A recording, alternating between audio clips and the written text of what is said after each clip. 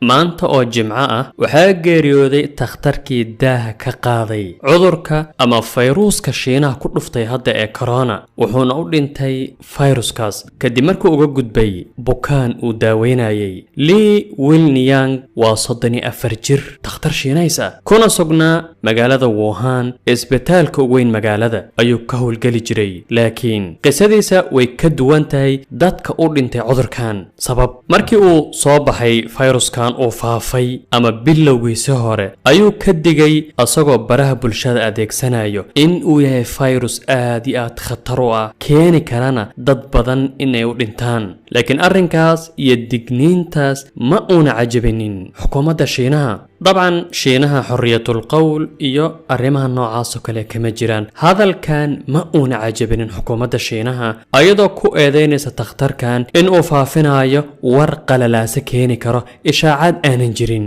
waa loo yeeray kadibna xabsiga ayaa la dhigay kadibna waa la sii daayay ayadoo laga qoray ballanqaad in mar dambe uuna ka hadli doonin arrinkan in uu afka qabsado laakiin markii uu fayrusku faafay ayay dib ugu yeereen si uu dadka u daaweeyo dhinaca kale caalamka maanta aad ayuu uga hadlayaa qadiyada takhtarkan geeriyooday hay'adda caafimaadka adduunka tacsi ayay ka dirtay takhtarkan dhinaca kale Shiineyska dadka Shiineyska caadiga waxay u arkaan inuu yahay halyay qaran in uu naftiisa u huray in uu dadka uga digo cudurkan ayadoo la ogeysaan soo sheegnayba in xukuumadda Shiinaha ay ogoleen arrimaha noocan oo kale wuxuu ku geeriyooday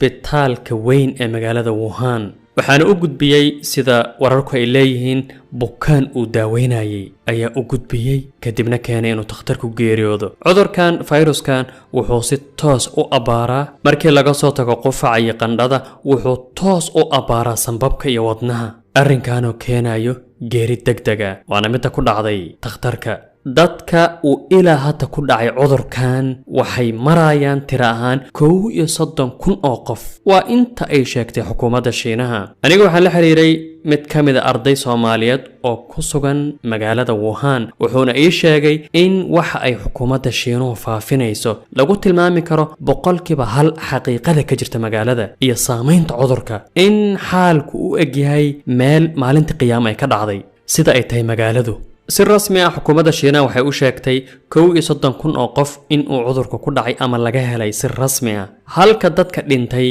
ay gaareen 636 qof waa inta ay xukuumaddu sheegtay laakiin dadka ku sugan magaalada Wuhan iyo meelaha kale oo cudurkan ka dilaacay waxay leeyihiin wax isu dhow haba yaraatee ma ahan waxay xukuumadda Shiinaha sheegayso iyo xaqiiqada dhabta ka jirto meelaha uu ku faafay cudurkan qodobkan ayaan jeclaystay inaan idinla wadaago waxaan ilaahay ka rajaynaynaa in uuna soo gaarin cudurkan halista